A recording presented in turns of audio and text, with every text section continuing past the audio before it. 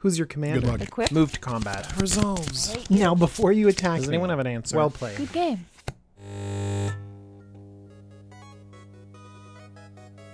Hello everyone, DJ here. This is the Jumbo Commander YouTube channel, and everyone is talking about Zendikar Rising. I'm excited about Zendikar Rising, and that video is coming.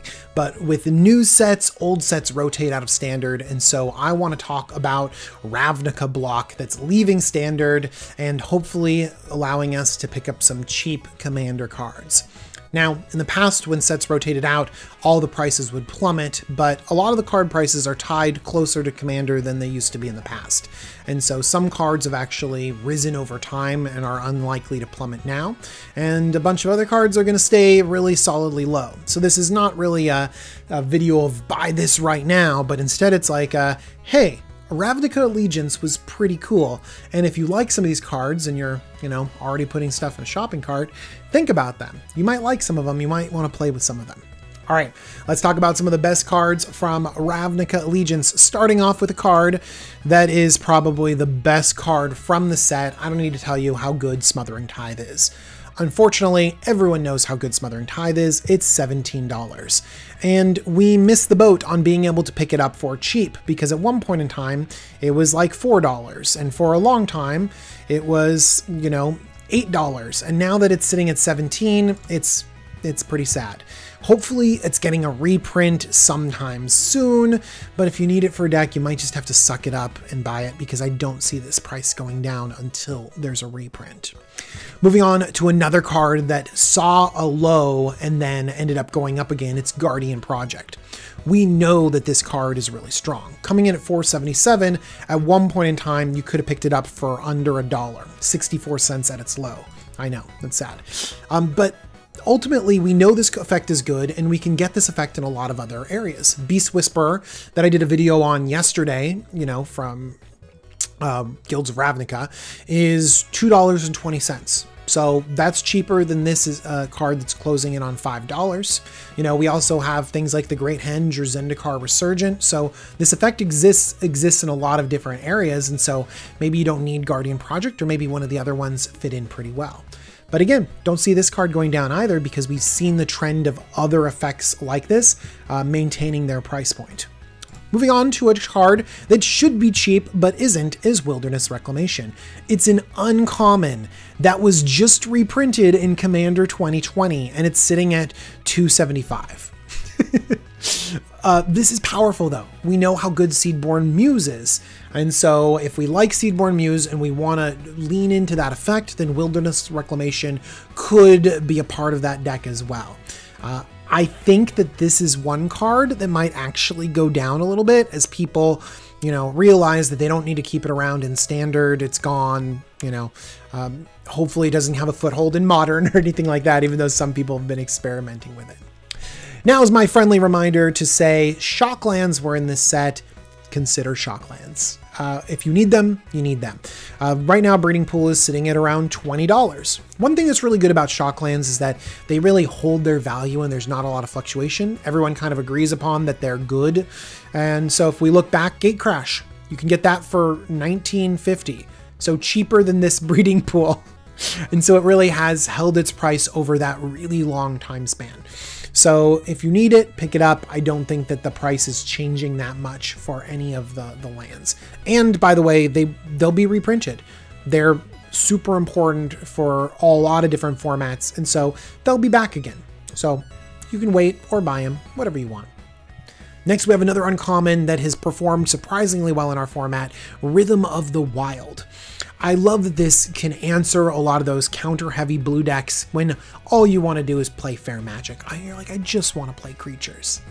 One thing that stinks though is that it's non-token creatures, because I love having a few tokens in my green deck or my red deck, and the fact that I want to be able to go wide to get those +1/+1 counters, but Rhythm of the Wild doesn't really work with that. It means that I'm not including this in every red-green deck that I have out there. I think that this is a little bit overpriced for an uncommon, but it's seen a lot of play, and so maybe you should think about it. Next up, we have Growth Spiral. Coming in at 40 cents, also saw a reprint in Commander 2020. We've seen this perform a lot. Explores just good. The fact that this is instant speed is really nice. I think that this is going to be a Commander staple for forever, and I'm really glad that it's under 50 cents. Next, we have a really solid removal spell, mostly because of its flexibility. You know, Hero's Downfall has done a lot of work, and this has a little bit more of a color restriction needing to be in Rakdos, but there are a lot of powerful artifacts that need to be taken out too, and so being able to target an artifact creature or planeswalker is really important. We are going to see more powerful planeswalkers existing.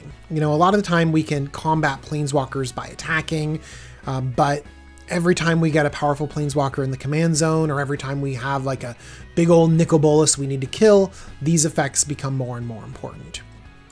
Next, we have Electrodominance. This has a similar level of flexibility, almost like Bedevil, in a different way though. Because this essentially lets you always double spell. I love having this in Spellslinger decks where I can point this at something, point it at a planeswalker, point it at a utility creature, and then still add something to the board or cantrip. I love this in Spellslinger decks because we want lots and lots of spells getting sent out there, and so Electrodominance is something that I think you should pay attention to, and $1.50 is a good price for this effect. Next, we have Biogenic Ooze, a mythic coming in at $2.30. I love inexpensive mythics, and Biogenic Ooze might seem a little bit underwhelming, but I think that there's potential for this being a really big card for our format. Number one, if you have the ability to create tons of mana, this is a pretty solid mana outlet. You can just pump green mana into it and keep making 2/2s. That's okay. Not a great rate, but it's something. But where I think this really, really comes into its power is if we get any more oozes. We will get more oozes, but when we do, this is going to be able to put a +1/+1 counter on each ooze we control. We're going to get more, we're eventually going to get a commander, and then this card's going to triple in price. So if you feel like this is a cool strategy, you like the idea of oozes, you should pick this up and make sure to add it to your collection, and then look forward to that ooze card that's going to come out. It's going to come out. We get oozes every so often. Next up, we have a budget Craterhoof Behemoth. I shouldn't even call this like a Craterhoof Behemoth because it's not. But 43 cents, come on now. We all can't afford Craterhoof Behemoths, and they're a little bit boring, so why don't we have a card like Endra's Forerunners that really pushes through damage and can help take over a game, even if it doesn't have that win certainty that Craterhoof Behemoth has. You know, and not all of us want to spend that much money on a win condition for our go wide deck. So Craterhoof or Triumph of the Hordes is like blah, but we might run Endra's Forerunners, you know, or a traditional overrun effect or something like that. I like that this gives everything vigilance too, because in Commander sometimes you have just enough to take out one person, but you don't want to leave yourself open, and so Endra's Forerunners can help with that strategy as well. All right. Next, we have Judith, the Scourge Diva, and this actually is a call out to all of the rare legendaries that are pretty cool. I'm looking at you, Teysa Karlov, and a lot of these other cards could, like for example, for Teysa Karlov, if we have a really good dies trigger in some of these other sets, then you might put that in the 99 of Teysa Karlov, and Teysa Karlov gets a big thumbs up. But I don't feel like Teysa is really fitting into the 99 of other decks, whereas Judith, I think, will fit into the 99 of a lot of different decks, especially with that Anthem and that ping effect. That ping effect really goes well with aristocrat strategies. You know, when you sacrifice and you deal damage here, and then you recur and you sacrifice and stuff like that. Stinks that it's non-token creatures as well, but Judith is going to be really solid in those strategies. And if we get a lot of aristocrats support, Judith might slot into those decks, and you might be excited to have her. Also, 36 cents. 36 cents, yes. There are a lot of great legendaries from this set. Judith is my pick though. More importantly though, let's not talk about the rare legendaries. Let's go mythic level. Prime Speaker Vanafar. At the beginning of this set, everyone was hyped about Prime Speaker. And they were hyped about her power level.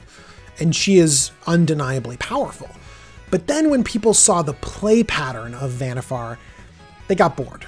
And to be honest, I got a little bit bored too. I mean, I can like to win, but I don't like to win exactly the same way and do this crazy Prime Speaker pod chain and then whoop, I won, all right. No, you know, so people kind of forgot about Prime Speaker Vanafar and her price plummeted. $250 for this powerful creature that started off the format as people thinking is super bonkers. So I don't think that people are going to start suddenly building Prime Speaker Vanafar decks, but I think that there are going to be birthing pod type strategies, and Prime Speaker Vanafar is going to fit into those decks. Just imagine like a new Corvold commander that cares about sacrificing, but this one happens to branch into, you know, Simic a little bit more. So now you are going along with sacrifice a little bit. You want to be able to toolbox and search up new creatures. I can see that happening. So I can see a place for Prime Speaker Vanafar in the 99 of a lot of different decks. And all it takes is one cool commander to make this $250 card be $5 or $6. All right, next we have another favorite mythic, but this is even cheaper. Rakdos the Showstopper, 73 cents. They're gonna keep printing demons, devils, sure, imps, why not? But Rakdos the Showstopper is just a fun card, and I think that as people realize how great it is to just start flipping coins and randomly destroying stuff on the battlefield, people are gonna play this more and more often. It's gonna be a fun card to play.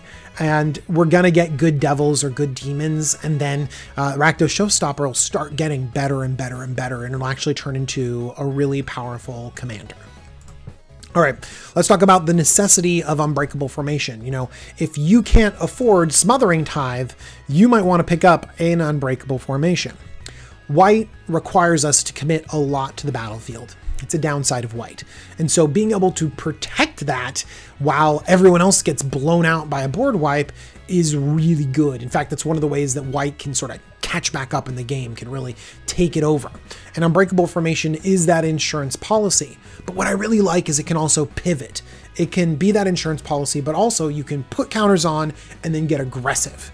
And that's really good. So it synergizes with +1/+1 counters. You know, think of the new knight that puts +1/+1 counters on things. Like there's actually a lot of new +1/+1 counter synergies. And so if we can play into that while protecting our stuff, this card is great. Unfortunately, you used to be able to pick it up for 60 cents and now it's close to 250. Still a really powerful card and important for our format. Next, we have another card that I'm really excited about. It's Cinder Vines.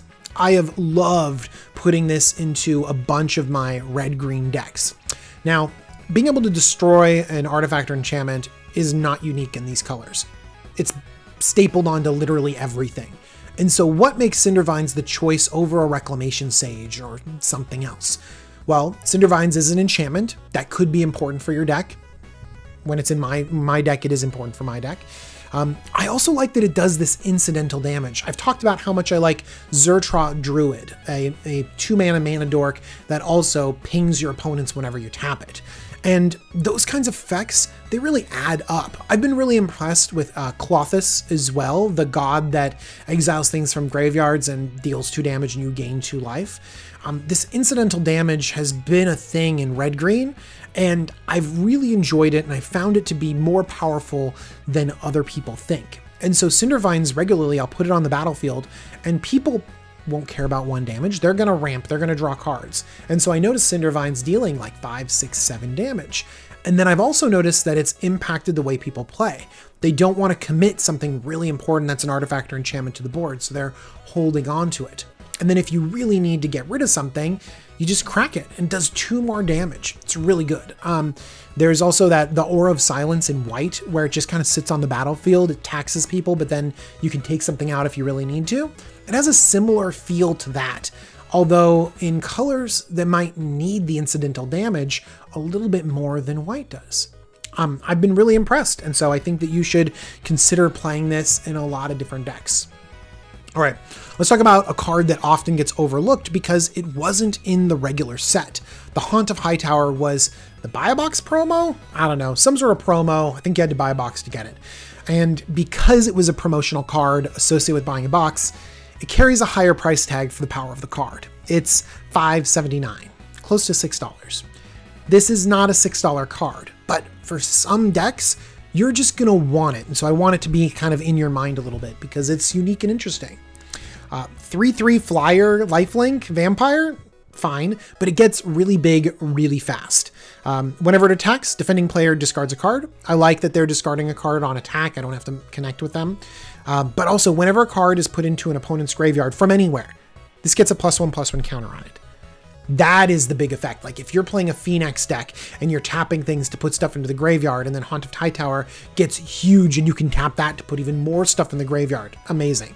A Sir Conrad deck where you're putting things in the graveyard all the time to ping them, and then your Haunt of Hightower gets huge and lifelinking and can just swing in with evasion and smash into people.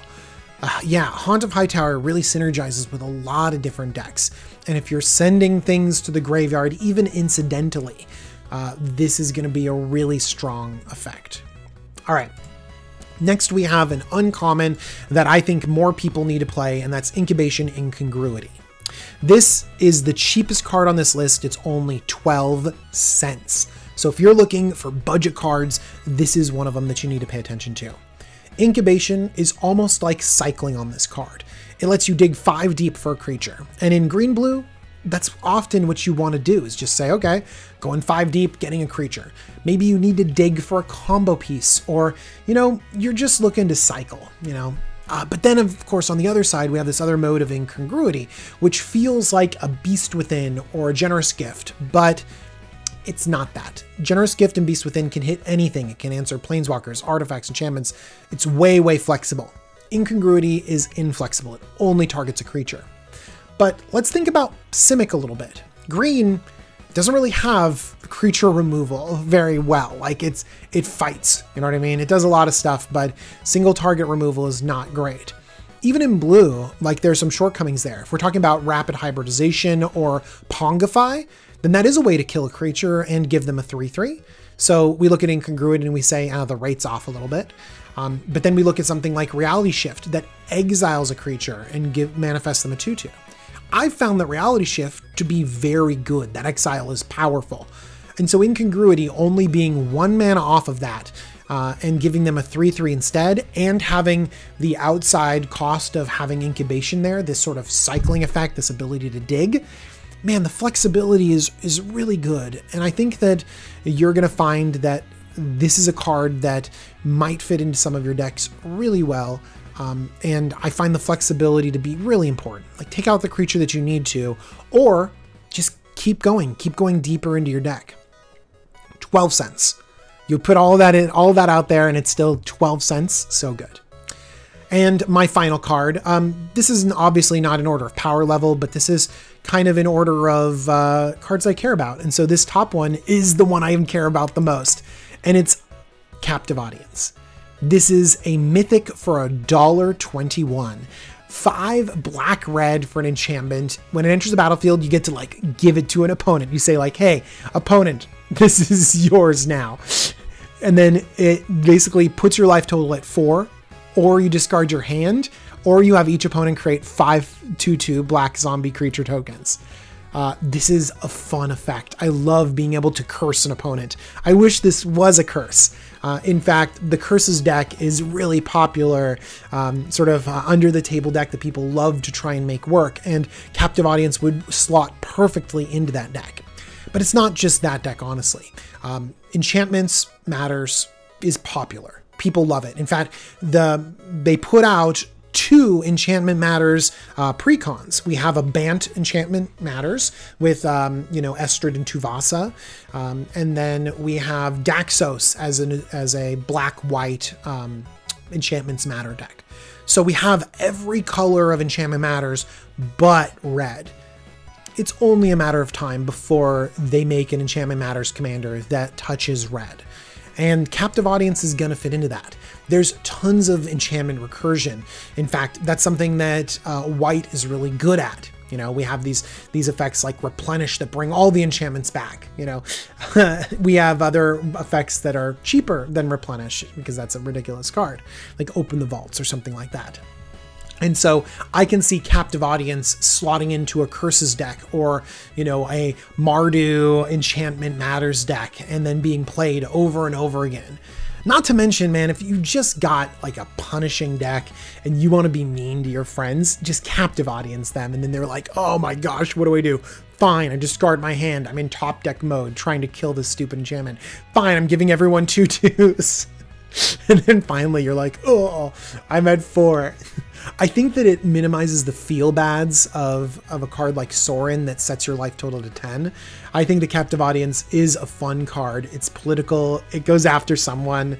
I think that it's really great. And to top it all off, all of this power, all of this fun, all of this politics at a mythic for $1.21. Just my pick for this set. All right, and that is it. Those are all the cards that I cared about from this set. I'm a little bit sad that the highest power level cards like Smothering Tithe is so expensive. Same thing with Guardian Project. It's like, oh, I could slot this in any green deck, but it's, you know, risen out of price. But I am really excited to share with you some of the cheap cards out there. I think Cinder Vines is definitely underplayed, you know, really cheap. I think the Captive Audience, you know, I talked about how great that card is too. And don't forget, you know, we got some solid things like Breeding Pool and Unbreakable Formation, even if they are, you know, a little bit pricey for the deck. And that has been Ravnica Allegiance. I think the important pickups at rotation for you to consider. Please tell me in the comments down below what cards I missed out of Ravnica Allegiance. If you like this kind of video, I did one on Guilds of Ravnica that you can click on. It'll be somewhere. And then I'll do one on War of the Spark. They're all rotating out and they all have really cool cards that you should be considering. I want to thank Cool Stuff Inc. They're the sponsor of the Jumbo Commander YouTube channel. Pick some of these cards up at Cool Stuff Inc. Click on the link in the description. Thank you, patrons. Thank you for watching. Hopefully you enjoy watching these videos. I'll talk about Zendikar Rising one of these days. All right, everyone. Bye-bye.